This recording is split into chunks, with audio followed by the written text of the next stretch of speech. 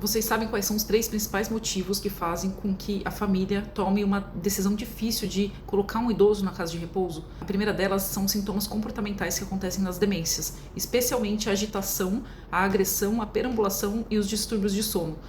O segundo motivo é a alta dependência funcional, então o idoso vai se tornando mais dependente e vai ficando mais difícil cuidar em casa. E o terceiro motivo é o estresse do cuidador. Então, quando a gente fala sobre o tratamento da agitação nesse contexto, o que as diretrizes, os estudos mostram é que a gente sempre tem que tentar primeiro medidas não farmacológicas, que seria a rotina estruturada, ambiente previsível, menos estímulos, atividades durante o dia, algumas estratégias corretas para banho, para sono, mas o que eu vejo na vida real é bem diferente do que a gente vê no livro. Em muitos casos, isso não é suficiente para controlar a agitação dos idosos.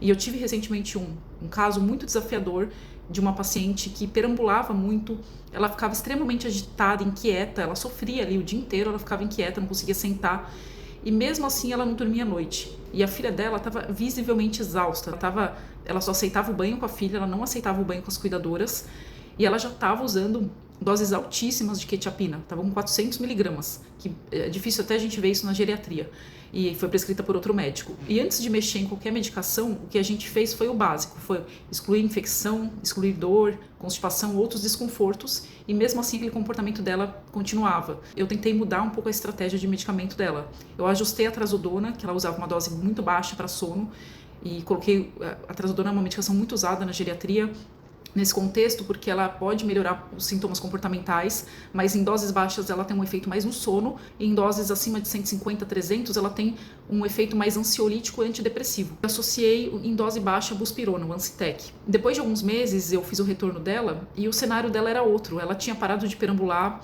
ela passou a aceitar o banho com as cuidadoras, ela estava dormindo melhor à noite e a filha dela estava feliz porque ela estava conseguindo tirar ela de casa, levar para o shopping, passear. E aí tem um ponto muito importante que a gente deve entender. Essas medicações que a gente usa para o tratamento desses comportamentos de agitação, de alteração de comportamento na demência, a maioria delas a gente chama de off-label. Isso significa que esse remédio ele não foi criado especificamente para a demência e para esse cenário.